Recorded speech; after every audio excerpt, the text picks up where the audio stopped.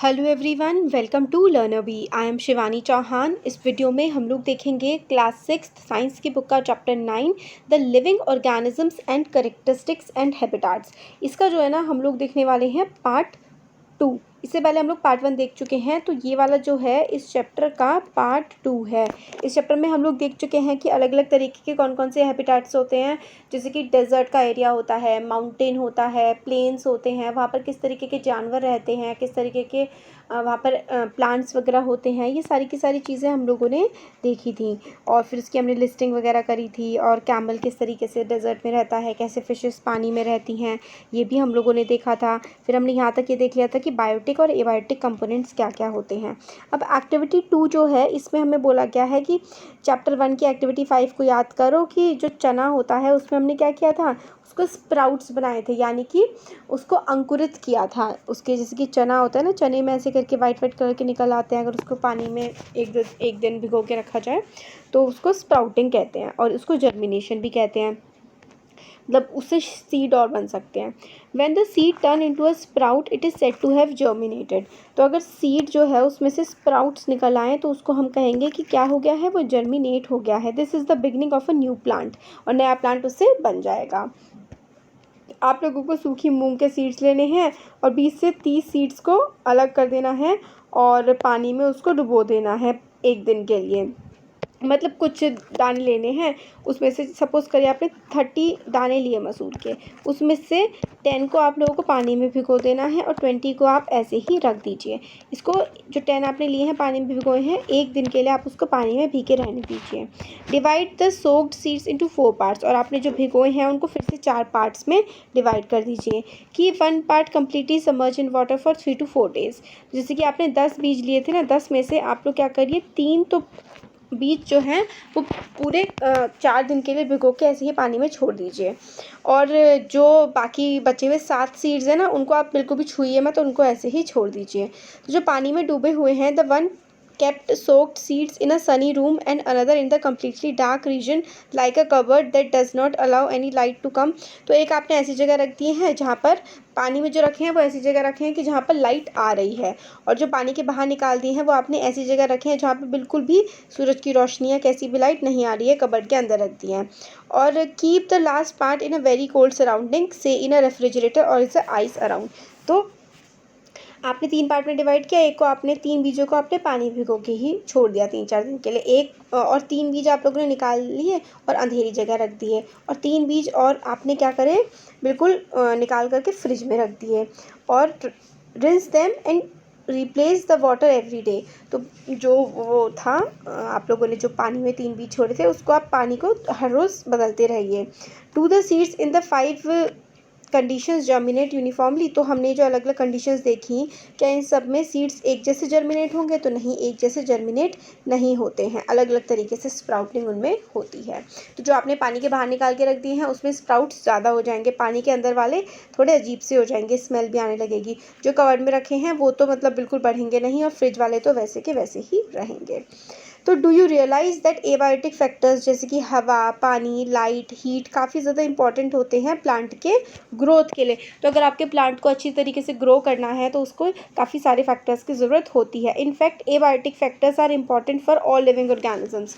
Abiotic factors जैसे कि हवा, पानी, ये बहुत ही ज़्यादा इंपॉर्टेंट है किसी भी ऑर्गेनिज्म के सर्वाइवल के लिए। जैसे कि आप है, क्या आप हवा पानी के रह सकते हैं? नहीं रह सकते, कोई नहीं रह सकता।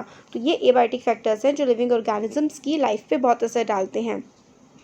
हम लोगों ने देखा कि ऑर्गेनिज्म काफ़ी बहुत ही ठंडे ठंडे इलाकों में भी रह सकते हैं और बहुत ही गर्मी वाले इलाके में भी रह सकते हैं। तो भाई वो सर्वाइव कैसे कर पाते हैं, उस सारी ठंड वगैरह को वो कैसे झेल पाते हैं? तो adaptation is the method by which organism get well adjusted to the climate. तो एडेप्टेशन वो मेथड है जिससे ऑर्गेनिजम्स जो है ना वो अपने क्लाइमेट, अपने आसपास के क्लाइमेट में अच्छे से एडजस्ट हो पाते हैं। तो एडेप्टेशन का मतलब होता है रहना सीख लेना अपने क्लाइमेट के हिसाब से, तो उसी को एडेप्टेशन कहते हैं। Adaptation does not take place in short time. Adaptation जो है वो शॉर्ट टाइम में नहीं होता है, because abiotic factors of a region also change very slowly. तो धीरे धीरे एबायोटिक फैक्टर्स चेंज होने लगता है, कई कई सदियों में, कई कई लाख हज़ार साल में। कोई जहाँ पर पहले समुद्र था आज वहाँ पे रेगिस्तान है। तो काफ़ी ज़्यादा टाइम के साथ ये बदलते रहते हैं factors. Those organism which can not adopt to these changes die. तो जो ऑर्गेनिजम्स इन चेंजेस के साथ आगे नहीं बढ़ पाते हैं उनकी डेथ हो जाती है। And only the adapted one survive, और जो उन बदलावों के साथ रहना सीख लेते हैं। आप भी, जैसे कि आपकी लाइफ में भी काफ़ी खैर ये सब बाद में है ना, तो जैसे जैसे अगर हम लोग चेंजेस के साथ रहना सीख लेते हैं तो हम अच्छे से जी पाते हैं।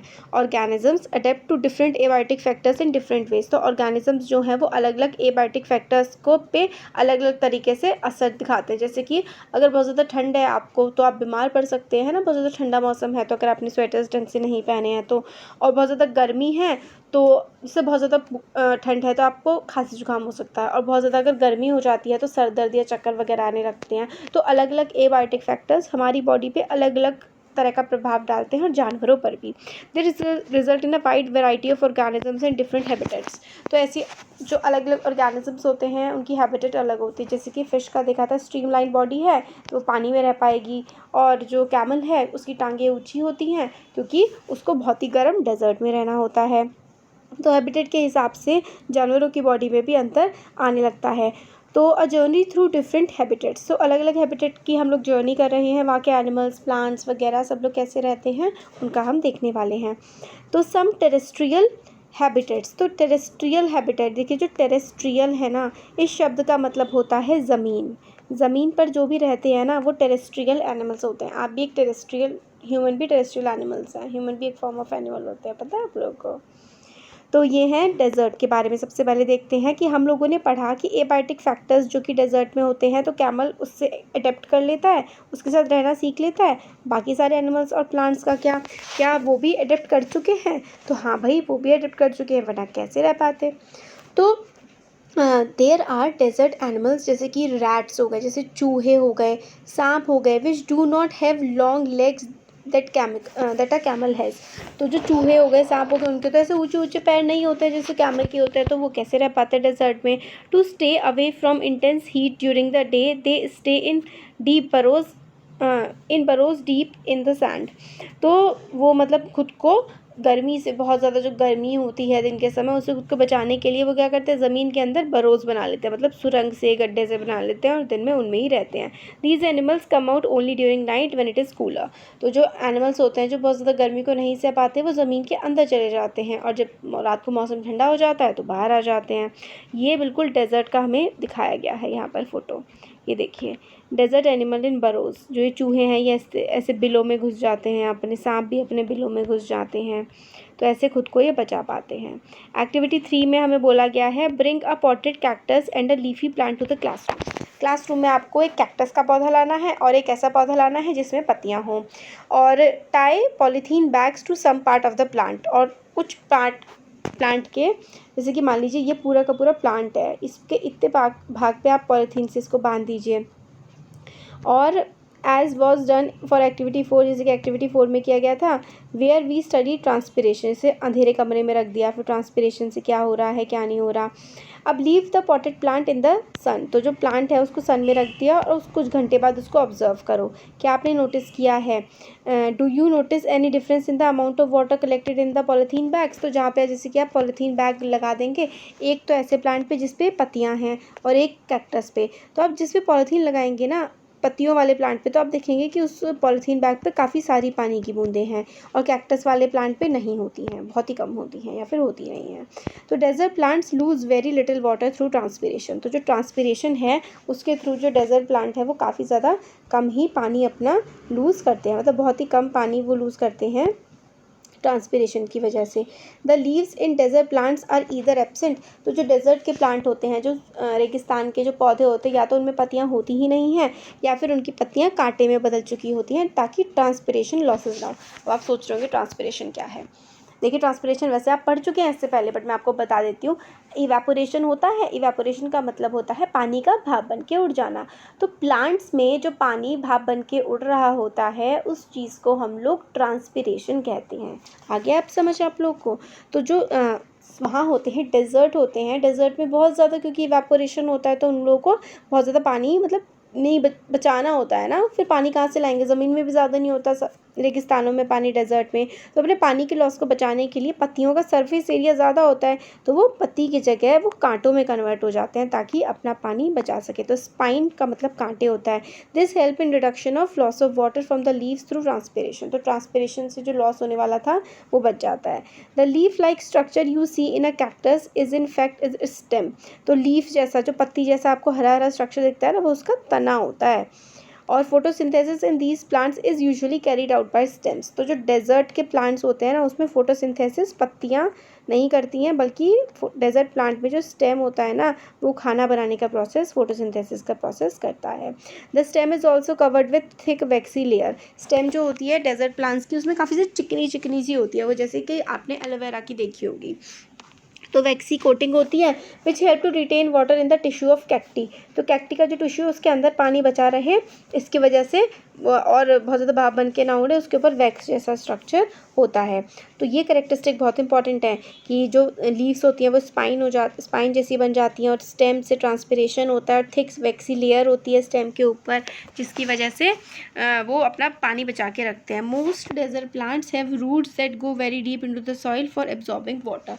और ज़्यादातर जो डेजर्ट के प्लांट्स होते हैं ना, उनकी जो जड़ें होती हैं वो बहुत ही गहरी गहरी होती हैं ताकि वो अच्छे से पानी को एब्जॉर्ब कर पाएँ। अब आता है mountain regions. These habitats are normally very cold and windy. तो जो माउंटेन रीजन्स होते हैं, आप लोगों ने देखा होगा कि वहाँ पे काफ़ी ठंडी ठंडी हवाएं चल रही होती हैं, और इन सम एरियाज स्नोफॉल में टेक प्लेस इन विंटर। और जो माउंटेन रीजन्स होते हैं वहाँ पे कई इलाकों पर बर्फ़बारी भी होती है, स्नो भी गिरती है ना। There is a large variety of plants and animals living in the mountain region. तो माउंटेन का जो इलाका होता है वहाँ पे बहुत सारे प्लांट्स और एनिमल्स होते हैं। तो आप लोगों ने इस टाइप के प्लांट्स देखे होंगे, इस तरह से चोंच जैसी, इस तरीके के चोंच टाइप वाले वहाँ पे प्लांट्स होते हैं, ताकि जो अगर बर्फ़ गिरे तो वो सीधे आराम से नीचे गिर जाए, इसलिए जो होते हैं माउंटेन में ऐसे प्लांट्स, ट्रीज़ होते हैं।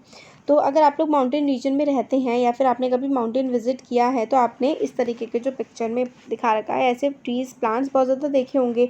But have you ever notice such trees naturally growing in other region? क्या आप लोगों ने इस तरीके के ऐसे चोंच वाले देखे हैं दूसरे इलाकों में? नहीं होते हैं। How are these trees adapted to the condition prevailing in their habitat? तो उस हैबिटेट में कैसे ये लोग ज़िंदा रह पाते हैं इतनी ठंड में? तो ये ट्रीज़ जो है नॉर्मली कोन जैसी शेप के होते हैं, और उनकी ब्रांचेस जो होती हैं वो ऐसी स्लोपिंग ब्रांचेस होती हैं। Leaves of some of these trees are needle like. तो इनकी जो पत्तियाँ होती हैं वो नीडल जैसी होती हैं। This helps the rain water and snow to slide off easily, ताकि वो आसानी से रेन वाटर या स्नो है वो नीचे गिर जाए, क्योंकि बहुत बर्फबारी या फिर बारिश यहाँ पर होती है, तो पानी आराम से नीचे गिर जाए, इसलिए इस शेप के होते हैं। The there could be trees with shape very different from these that are also present in the mountain. तो माउंटेन में इसके अलावा भी काफ़ी सारे अलग शेप के भी देखने को पेड़ मिल जाएंगे। They may have different kind of adaptation to survive on mountains. तो उनके अलग टाइप के एडेप्टेशन होते हैं सर्वाइव करने के लिए माउंटेन पे। तो एनिमल्स जो कि माउंटेनियस रीजन पे रहते हैं वो भी ऐसी कंडीशंस को अडॉप्ट कर लिए होते हैं, जो बहुत ठंडी, उनकी जो फर होती है ना उनके ऊपर, वो उनको प्रोटेक्ट करती है ठंडी हवाओं से। एग्जाम्पल के लिए जो याक होते हैं है वेरी लॉन्ग हेयर, उनके काफ़ी लंबे लंबे बाल होते हैं टू कीप देम वार्म। तो जो याक होता है ना उसके काफ़ी लंबे लंबे बाल होते हैं ताकि वो खुद को गर्म रख सके। Snow leopard has thick fur on its body. तो स्नो लेपर्ड आपने देखा है, देखिए कितना सुंदर सा होता है, बहुत ही मोटा सा इस पर फर होता है ताकि ये खुद को ठंड से बचा सके। उसके पीठ मतलब टोज़, उसके जो पैर वैर होते हैं, उसके टोज़ वगैरह सब पे, अंगूठे सब पे उसकी काफ़ी फर होती है ताकि वो आराम से चल सके। स्नो पे बर्फ़बारी हो रखी होती है उस पर, और ख़ुद को ठंड से बचा सके। This protects feet from cold when it walks on the snow. जो टोज़ पे और फीट पे भी फर होती है इसके, ताकि इसके पैर बचे रह सके ठंड से। Mountain goat has strong hooves for running up the rocky slopes of mountain. तो आपने देखे होंगे कि माउंटेन गोट ऐसे ऐसे करके स्लोप्स पे भी चढ़ जाती हैं, तो उनके पैर ना ऐसे बीच में से कटे हुए और बहुत अच्छे से उनके हूव्स होते हैं, क्लोवन हूव्स ऐसे करके जो पैर होते हैं ना उनके गोट्स के। तो यहाँ पे देखिए ये दिखा नहीं रखा है, खैर मतलब गोट्स भी आराम से चढ़ पाती हैं क्योंकि उनके हूफ्स होते हैं पैरों में। जैसे जैसे हम माउंटेन रीजन में जाते रहते हैं तो सराउंडिंग काफ़ी ज़्यादा चेंज होती है और वहाँ की हाइट के हिसाब से जो वहाँ के एनिमल्स होते हैं उन्होंने अडेप्ट कर लिया होता है। अब आता है ग्रासलैंड्स। तो ग्रासलैंड का मतलब होता है जहाँ पे बहुत ज़्यादा घास होती है। लायन जो शेर है वो ग्रासलैंड में रहता है। And a strong animal that can hunt and kill animals like deer. काफ़ी स्ट्रॉन्ग एनिमल होता है किंग, और वो डियर जैसे जानवरों को हंट करता है और मारता है। How are the eyes placed in the face of these two animals. अब इनकी आंखें देखिए, इनकी आंखें इस तरीके से होती हैं, है ना, आगे की तरफ है। तो and they in the front of the are they in the front और on the side of the face. Front में ही होती हैं। Lions have long claws in their front legs that can be withdrawn inside the toes. तो काफ़ी लंबे लंबे clause, इनके पंजे जो होते हैं ऐसे ऐसे करके, मतलब ऐसे तो बन नहीं रहा है बट काफ़ी बड़े से शेर के पंजे होते हैं और वो अंदर की तरफ भी किए जा सकते हैं। Do the features of lions help it in a way to survive. तो जो फीचर्स होते हैं ना लायन के, क्योंकि वो काफ़ी मतलब पैने पैने नाखून होते हैं और वो भाग सकता है अच्छी स्पीड में ताकि वो अपने प्रे को, यानी कि अपने जो जानवर को खाता है उसको पकड़ सके। Its light brown colour helps to hide in the dry grassland. क्योंकि लाइट ब्राउन कलर का होता है तो सूखी घास में ही आराम से छिप पाता है।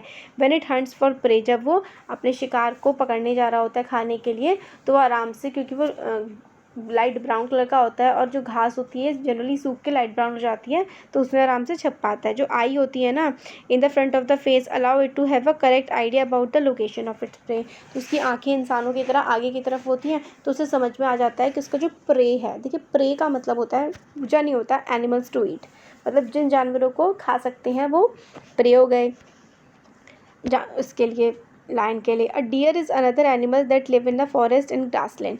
तो ये भी फॉरेस्ट और ग्रासलैंड में रहते हैं डियर, जो है ना। इट हैज़ हिरन, इट हैज़ काफ़ी ज़्यादा स्ट्रॉन्ग टीथ होते हैं ताकि ये हार्ड से हार्ड प्लांट को भी चबा सके, क्योंकि ये घास खाते हैं।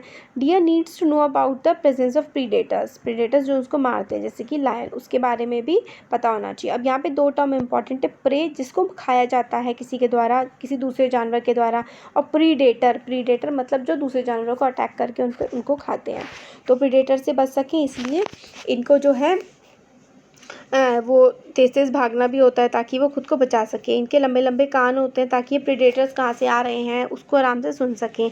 Eyes on the sides of its head allow it to look in all the direction of for danger. तो साइड में, किनारे किनारे में इनकी आँखें होती हैं ताकि, ये क्या बन गया, इनकी आँखें होती हैं किनारे पे, तो आराम से दूर दूर तक ये देख पाते हैं। और उनकी speed of the deer helps them to run away from predators. तो काफ़ी तेज़ तेज़ फटाफट कूद कूद के भागते हैं और दूर चले जाते हैं, खुद को बचा लेते हैं।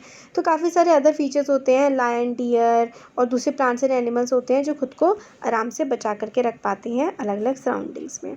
अभी जो ओशन वाला है ना, ये देखिए एक्चुअली ना ये चैप्टर ना थोड़ा सा ना बड़ा है, तो हाँ देख लीजिए आप, तो इसको कुछ पार्ट से बनाना पड़ेगा। अब आगे वाला जो चैप्टर है वो हम आगे के पार्ट में देखेंगे, है ना। तो कैसा लगा वीडियो ज़रूर बताइएगा, अच्छा लगा तो लाइक करिए, चैनल को सब्सक्राइब करिए, अपने फ्रेंड्स के साथ शेयर करिए। थैंक